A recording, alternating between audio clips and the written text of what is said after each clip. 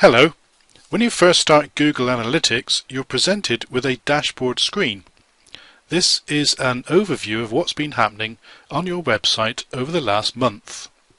At the top, you see a graph representing the number of visits to your site. And this is replicated below with the total visits figure. So that's the number of times someone has interacted with your website.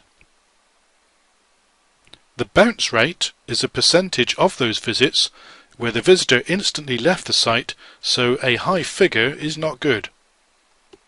Page views are the number of pages that were viewed during those visits, and this figure is an average for the number of pages viewed per visit. Average time on site is how long people stayed, and the final figure is the number of first-time visitors. To view any of these graphs in more detail, simply select the miniature graph to change the top one. You can also change the graphs by using the drop-down menu. Now, these figures are all very interesting, but to get a better picture, you do need to compare with the previous month. It's very easy to set up. First, select the drop-down next to the date at the top. And here we see the current date range of August to September. Place a tick in Compare to Past and the previous month appears in a different colour. Select Apply and now you can see the 2 months compared in the graph plus the figures below. So we see that our visits are down 5%, our bounce rate has worsened, but our average time on site and number of new visits is up substantially. Let's now scroll down and have a look at where our visitors have come from. This pie chart shows you how people arrived at your site. For this website, the majority were direct traffic, which means that they either typed in the website address or they used a bookmark or a favourite on their web browser. Referring sites would be links from other websites, or banner adverts, blogs, or affiliates, where the visitor clicked on a link to your website. Search engines would be sites such as Google, Yahoo, MSN, Ask, and will include both organic, in other words not paid for, as well as pay-per-click links. You may also find a category called Other, and this would represent links from emails or special links from marketing campaigns. Now the key with referring sites is to establish who is sending visitors to you, and to do this click on View Report.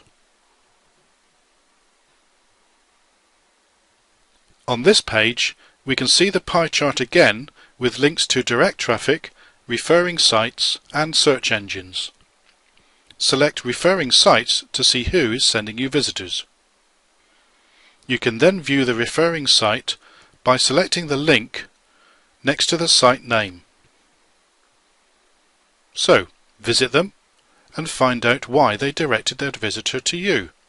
You could then establish some form of marketing relationship, for example. Back to the dashboard screen, and let's now look more at the search engines. Again, click on View Report, then Search Engines. Choosing each search engine in turn will tell you the words that people searched for.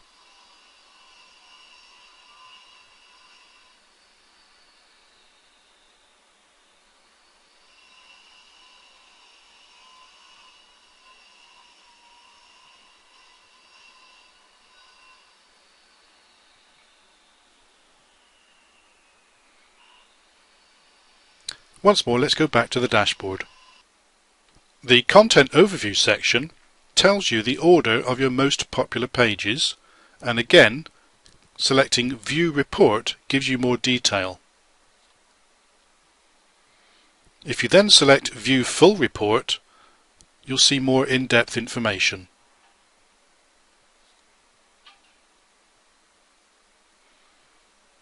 Again, you can conduct a previous month comparison, like we did on the dashboard, to give you the trend for your visitors.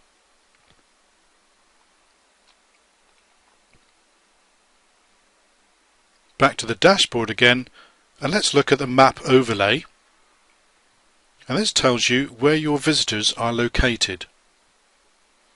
Again, click View Report for a larger map, and we can see that most of our visitors are UK based. Below, you'll find the figures for all countries.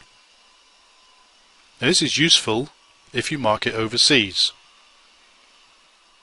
If your market is in the UK, then click on United Kingdom to establish where your visitors live.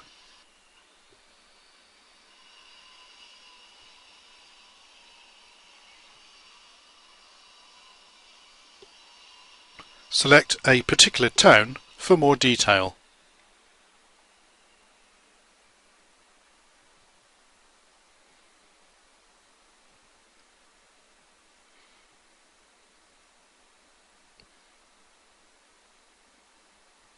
You can customize the dashboard by removing sections that are of little use and replacing them with ones that are.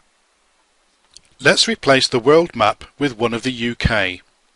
First, find the screen you wish to see on the dashboard.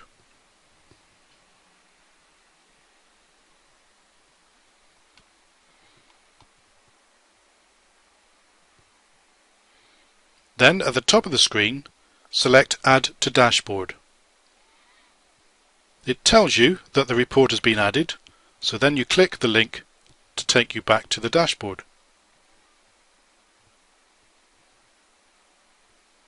We can now remove the world map